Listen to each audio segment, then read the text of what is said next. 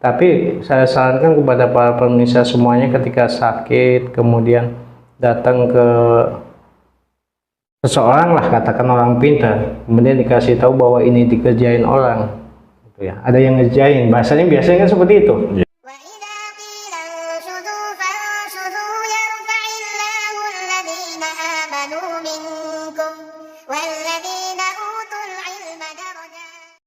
Assalamualaikum warahmatullahi wabarakatuh. Bismillahirrahmanirrahim. Alhamdulillahirabbil alamin. Allahumma shalli ala sayyidina Muhammad wa ala ali sayyidina Muhammad. Teman-teman dimanapun berada, semoga kita semua dalam keadaan sehat walafiat dan aktivitas kita mendapatkan barakah dari Allah Subhanahu wa taala. Alhamdulillah, kita berjumpa kembali dalam channel Media Barokah TV bersama Ustaz Fathur Razi. Alhamdulillah, kita kemarin sempat membahas dengan Ustaz Fathur Razi mengenai terapi kolbu, di mana terapi kolbu ini sangat baik. Seiring berjalannya waktu dan seiring bertambahnya usia, pastilah kita mendapatkan hal-hal baru, baik itu dalam rumah tangga maupun juga dalam kehidupan kita atau aktivitas kita di semua lini profesi. Dia akan adanya virus-virus ataupun pernak-pernik yang akhirnya itu mempengaruhi jiwa dan raga kita. Dan kali ini kita akan membahas dengan Ustaz Fathur Razi bagaimana mengatasinya dan apa aja sih virus atau pernak-pernik tadi itu yang dapat mempengaruhi jiwa kita. Silakan Ustaz. Baik, terima kasih Bang Hasan, dan untuk para pemirsa semuanya dimanapun berada, saya ucapkan Assalamualaikum warahmatullahi wabarakatuh. Mudah-mudahan kita semua senantiasa diberikan keberkahan oleh Allah Subhanahu wa taala dan juga diberikan kesehatan. Nah, mengenai pertanyaan tadi yang disampaikan oleh Bang Hasan, mungkin saya sedikit menekankan lagi ya Bang Hasan bahwa kajian kita ini terapi kolbu. Kalau dibahas, diartikan tuh pengobatan hati. Artinya bagaimana supaya kita bisa sehat, itulah kuncinya di hati. Tapi sekali lagi saya tekankan bahwa di balik hati ada jiwa. Jiwa inilah yang akan mempengaruhi hati. Semakin bersih jiwa, maka hati pun akan semakin bersih. Efeknya atau dampaknya, insya Allah jasmani kita akan semakin sehat. Nah itu. Nah, seperti yang sudah saya sampaikan bahwa ketika kita, siapapun ketika lahir dalam kondisi memiliki jiwa yang bersih, tapi dengan berjalannya waktu banyak virus. Kenapa saya sebut virus? Karena saya sudah umpamakan bahwa jiwa kita nih atau diri kita yang terdiri dari jiwa dan raga itu seperti komputer, ya, komputer Bang Hasan, yang terdiri dari hardware dan software. Nah, apa virus-virusnya itu masuk melalui apa gitu ya dalam jiwa kita ini? Karena virus inilah nanti yang akan mempengaruhi sehat tidaknya jasmani kita. Semakin sedikit virusnya, syukur-syukur nggak ada, itu insya Allah semakin sehat Bang Hasan. Nah, yang pertama melalui keturunan, faktor keturunan, atau kalau bahasa ilmiahnya faktor genetik, faktor gen. Nah, siapapun gitu ya, pasti ada unsur gennya, baik dari kedua orang tua ataupun mungkin dari yang lebih atasnya lagi, yaitu kakek nenek. Ya bisa jadi dari orang tuanya, ayah ibunya enggak, tapi dari kakek neneknya bisa, gitu ya. Nah, gampangnya begini Bang Hasan, Kalau mungkin salah satu kakek saya memiliki jiwa yang bagus nih ya, yang bagus dermawan, kita contohin Bang Hasan misalkan memiliki jiwa dermawan kakeknya, bisa jadi itu akan menurun karena faktor genetik ke Bang Hasan. Nah demikian pula yang tidak baik, yang negatif, atau bahasa Al-Qurannya yang fujur roha gitu ya, nah, itu bisa saja akan menurun. Nah semakin banyak unsur negatif ini, bisa jadi ini akan menjadi tadi sumber penyakit. Maka nggak heran kita melihat terkadang ada anak kecil ya, umurnya belum dewasa lah katakan, ternyata sudah ada penyakit. Nah itu bisa jadi faktor bawaan, faktor keturunan. Nah kemudian virus itu juga bisa masuk ke dalam jiwa kita melalui apa? Lingkungan, Bang Hasan. Ya, faktor lingkungan. Termasuk pergaulan. Kan sudah saya contohkan ya, ketika di jalanan aja kita gampang sekali kepancing gitu ya. Nah kemudian misalkan di tempat kerja kita, di mana kita kerja, bisa saja kita terpengaruh. Nah baik melalui hal yang sifatnya mungkin apa, hanya sekedar obrolan ya, atau melalui perkataan yang kita saring masuk ke dalam kita, atau mungkin bisa jadi melalui unsur yang tidak terlihat, yang kita tidak tahu. Maka Rasulullah sangat mewanti-wanti ini, dimanapun kita makan, dimanapun kita minum, apa anjuran Rasulullah? Bismillah ya, maka bacalah bismillah. Kenapa? Karena kalau tidak membaca bismillah, fahuwa akto. Akto ini artinya adalah terputus dari rahmat Allah. Salah satu terputus atau tanda terputus dari rahmat Allah ya tadi, maksudnya unsur yang tidak baik ke dalam jiwa kita, Bang Hasan, yang tidak kita sadari. Nah bisa jadi mungkin ketika kita bergaul dengan orang yang tidak baik ya, kita nggak sadar, lambat laun kita akan ke bawah gitu. Dan ini banyak terjadi seperti itu, terutama di pergaulan gitu ya.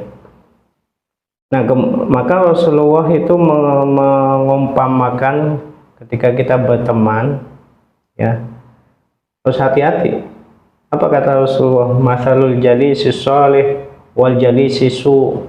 Rasulullah memberikan perumpamaan ketika kita bergaul dengan orang yang baik, dengan orang yang tidak baik, itu seperti apa? Seperti kita yang baik itu seperti kita berada di dekat penjual minyak wangi. Nah, kalau penjual minyak wangi kan, kalau nggak kita beli minyak wangi itu sehingga kita bisa pakai, kita jadi wangi ya, atau minimal kita dapat bau wanginya ya. Artinya apa? Ketika kita bergaul dengan orang yang baik, bisa jadi kita akan menjadi baik. Kalaupun tidak menjadi baik, kita akan, oh ini siapa yuk? Oh ini temannya si Anu yang baik. Nah demikian pula sebaliknya, yang tidak baik, temannya yang tidak baik itu seperti, mohon maaf, seperti tukang patri ya, tukang las. Karena ketika kita berada di tukang las, kalaupun kita nggak dapat percikan apinya, kita dapat bau tidak sedapnya. Nah ini faktor lingkungan, saudara-saudara sekalian, para pemirsa, mempengaruhi jiwa kita. Maka kita harus berhati-hati.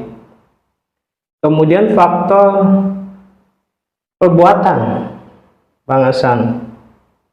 Jadi apalagi kalau ketika kita sudah dewasa, sudah akil balik. Nah, batasannya kan akil balik ya.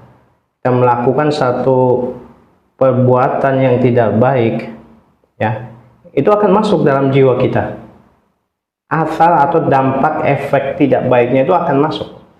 Nah, itu kalau bahasa Al-Qur'annya sekali lagi itu fujur, unsur negatif. Nah, ketika dibiarkan menumpuk lama-lama makin banyak. Dampaknya apa dari perbuatan? dampaknya yang pertama kali melakukan perbuatan tidak baik, kita merasa berdosa, merasa salah, masih takut, ya, lambat laun perasaan itu akan hilang. Ya, benar nggak Bang Hasan? Bahkan bisa dikatakan, mohon maaf, misalkan ini yang terkadang terjadi juga, orang yang tadinya idealis, seorang mahasiswa, gantung koruptor, gantung ini, tapi begitu, mohon maaf, dia masuk ke satu dunia kerja atau lingkungan yang korup gitu ya. Pertama mungkin ketika melakukan yang pertama kali mungkin berpikir berseribu kali, ya, ada perasaan takut, melakukan ada perasaan berdosa, tapi lambat laun perasaan itu akan hilang. Bahkan bisa jadi 1000 kali dia melakukan itu, dia sudah menjadi orang yang pantas untuk digantung di Monas gitu ya. Nah ini saudara-saudara sekalian ya, banyak hal yang mempengaruhi jiwa kita, teman. Maka di Al-Quran ini unsur perbuatan. Allah berfirman, kalla bal rana ala qulubihim, sekali-kali tidak, tetapi telah menutup hati mereka apa? Maka yaksibun, apa yang mereka perbuat itu menutup hati. Contoh yang dicontohkan lagi oleh Rasulullah yang mungkin apa namanya, gampang lah kita cerna, orang yang bohong, berdusta, ya. Pernah melihat nggak orang yang suka berdusta seakan-akan dia tidak berdusta? Pada awalnya mungkin tidak seperti itu. Maka Rasulullah mewanti-wanti ini, iya kumwal kadhib, hindari perkataan dusta. Nah, kenapa? Karena perkataan dusta akan mengarah kepada yang tidak baik, ya. Kemudian seseorang, wa inna rajula la yakdziba, orang yang ini seseorang itu berdusta, kemudian wa yataharul kadhiba, membiasakan, dia akan menjadi terbiasa untuk berdusta, hatta yuktaba indallahi kadzaban, sehingga dia dicap oleh Allah sebagai pendusta. Kenapa? Karena tadi hampir setiap ininya dusta gitu. Apa tahun seperti itu. Nah ini faktornya dari mana? Faktornya dari tadi, masuk ke dalam jiwa kita, menutup hati kita. Nah ketika hal ini dibiarkan, maka tadi akan dampak satu ke perbuatan, kedua ke fisik, Bang Hasan, ya. Termasuk satu lagi yang mungkin bisa jadi ya sebagian orang percaya atau tidak gitu ya, tapi memang ini kenyataan terjadi dan memang sudah dicontohkan oleh baginda Rasulullah melalui contohkan oleh Allah melalui sosok baginda Rasulullah, ya, yaitu adanya faktor luar yang dimasukkan ke dalam diri kita, jiwa kita oleh orang lain, tentunya melalui mediasi syaitan atau setan, yaitu semacam sihir, Bang Hasan. Itu masuk ke dalam jiwa kita. Nah ini juga akan mempengaruhi, Bang Hasan, ya, mempengaruhi hati kita, mempengaruhi juga perbuatan kita, mempengaruhi kesehatan kita juga, Bang Hasan. Itu Bang Hasan kira-kira. Berarti dari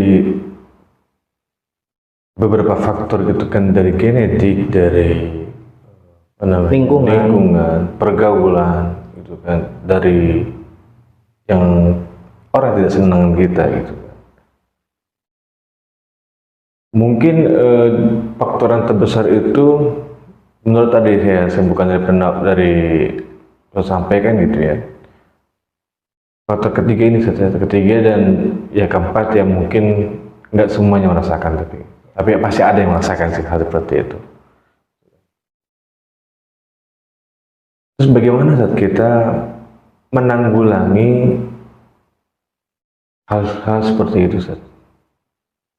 Ya, jadi yang saya jelaskan lagi ya Bang Hasan, ya, tekankan lagi bahwa tadi betul yang disampaikan oleh Bang Hasan, yang lebih banyak dominan, walaupun faktor keturunan ada juga tadi ya. Yeah.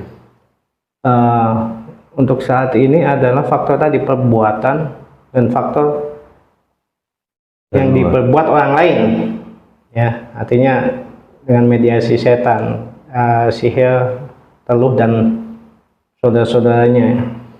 Tapi saya lebih ini kan adalah faktor perbuatan itu lebih banyak dominan. Walaupun mungkin yang faktor teluh, santet segala macam ada gitu ya. Tapi saya sarankan kepada para pemirsa semuanya ketika sakit kemudian datang ke seseorang lah, katakan orang pintar, kemudian dikasih tahu bahwa ini dikerjain orang, gitu ya. Ada yang ngerjain, biasanya kan seperti itu. Yeah. Kalau saran saya jangan percaya dulu, ya. Kenapa? Karena itu bisa jadi justru itu di dalam diri kita, ya. Bisa jadi penyebabnya adalah perbuatan kita. Tadi faktor yang ketiga tadi ya Bang Hasan ya. Bisa jadi itu saudara-saudara sekalian. Nah maka kita introspeksi dulu. Kan tadi ditanyakan apa yang harus kita lakukan. Pertama introspeksi dulu. Kita muhasabah diri. Apa yang sudah kita lakukan sehingga Allah uji kita dengan penyakit seperti ini. Nah rumusnya sederhana aja, karena tadi semakin bersih jiwa kita maka hati kita akan semakin bersih. Dampak yang akan kita rasakan, kesehatan kita insya Allah akan, atau jasmani kita akan semakin sehat.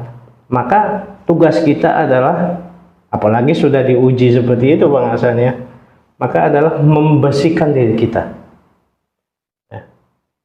Nah, kalau misalnya ada yang nanya, Ustaz, gimana kalau misalkan itu faktor dari orang lain? Tetap kita introspeksi dulu, ya.